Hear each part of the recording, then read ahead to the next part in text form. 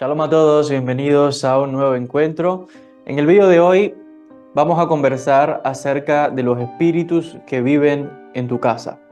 Como lo escuchas, enseñan los sabios de la Kabbalah que en el hogar de cada persona no solamente vive usted y su familia, también viven entidades espirituales que habitan su casa. Estos son espíritus de los cuales vamos a conversar en el video de hoy. ¿Quiénes son estos espíritus? ¿Qué hacen en su casa? ¿Qué quieren? ¿Cómo te perjudican o cómo te benefician? Sobre todos estos temas nos enseña la Kabbalah. Primeramente hay que entender lo siguiente. Sabemos, explican los sabios del Talmud, de que los seres espirituales que habitan este mundo son mucho más que el número de seres humanos que hay en la tierra. Quiere decir que si a una persona se le abriesen los ojos y pudiese ver el mundo espiritual, se asustaría de ver la cantidad de seres espirituales que nos están rodeando, que están alrededor nuestro constantemente. Tenemos un ejemplo de esto en el caso del profeta Elisha, el profeta Eliseo, donde en una ocasión se nos narra en las escrituras, en el Tanaj, se nos dice de que en una ocasión el profeta estaba amenazado de muerte y estaba con su ayudante, con el asistente del profeta, que básicamente es la persona que le sucedería luego, o estaba destinado a eso. Se nos dice que estaban rodeados de enemigos, había un gran ejército que venía a darle muerte al profeta. Y el asistente, el aprendiz del profeta, se asustó mucho porque temió, tuvo miedo al ver a tantos oficiales, comandantes militares, carros de guerra, estaba muy aterrorizado.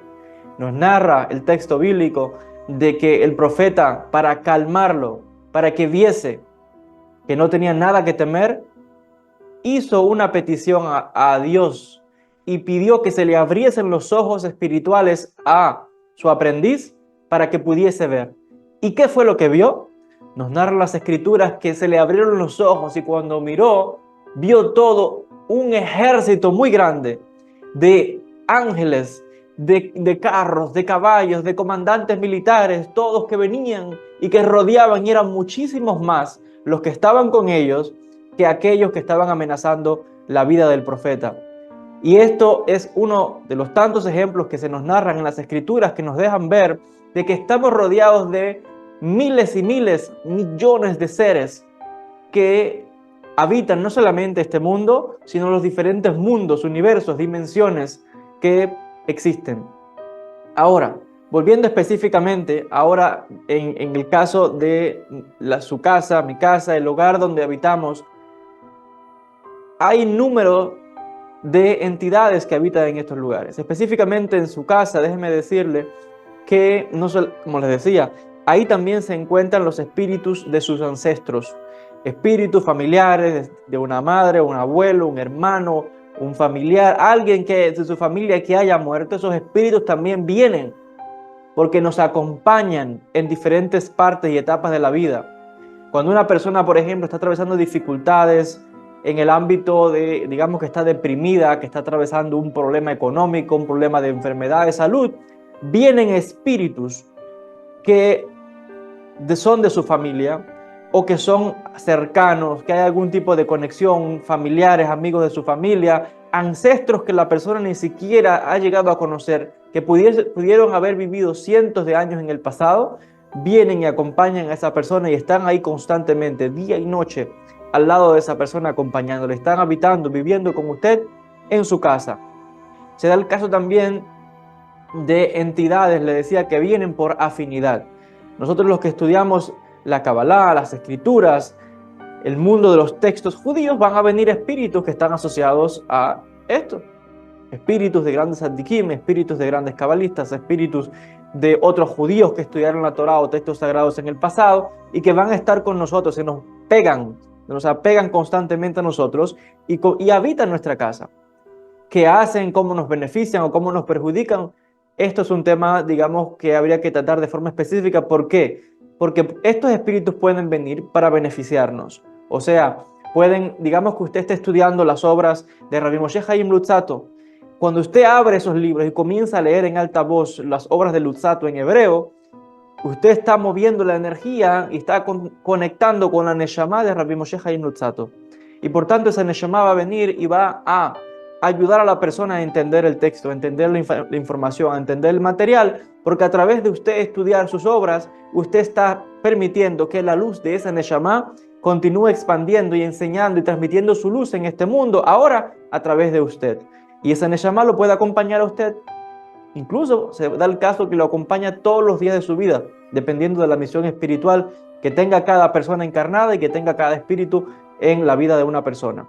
Porque pueden ser que hay ciertos espíritus que nos acompañan por cierto trayecto de nuestra vida, luego se van una vez que han cumplido su misión y son reemplazados por otros grupos de espíritus o entidades espirituales.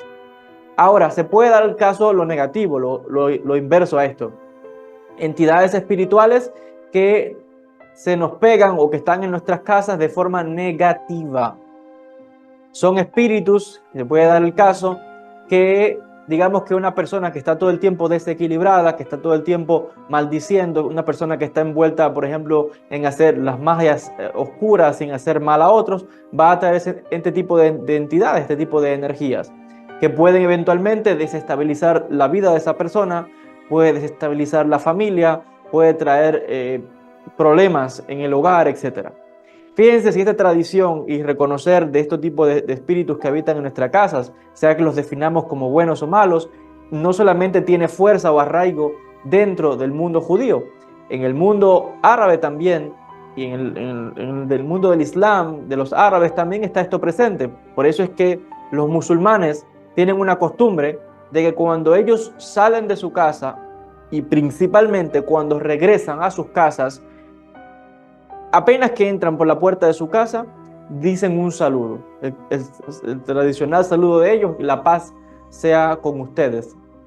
Salamu alaikum, como dicen en árabe. Ahora, el musulmán que es piadoso dice este saludo incluso si en la casa no hay nadie. Si no hay ningún ser humano en la casa, aún así dice el saludo. La pregunta es ¿por qué lo hace? Porque en el entendimiento de ellos se dice que hay espíritus que están en la casa. Esos espíritus entienden que son musulmanes también y por tanto están saludando a esos espíritus que habitan ahí. Usted le puede hacer esta pregunta a cualquier musulmán que le va a decir lo mismo. Y de igual forma en el mundo judío sucede con nosotros. El judío también, que es piadoso, que guarda y que conoce bien los minhagim y las tradiciones, cuando llega a su casa saluda con Shalom Aleichem. Así igual cuando se entra al Bet Midrash, a la casa de estudio, a la sinagoga, en el lugar donde se estudia Torah, ahí también entendemos que hay espíritus. Son muchísimas las historias que podríamos hacer de encuentros espirituales con almas desencarnadas, de otros judíos, de otros sabios, adikim, que están en la casa de estudios, en el Bet Midrash, en la sinagoga, porque son lugares sagrados. Hay mucho que podemos contar. Hasta aquí con el video de hoy. Agradecerles siempre por la atención, mucha luz y bendiciones desde la ciudad santa de Jerusalén. Shalom a todos.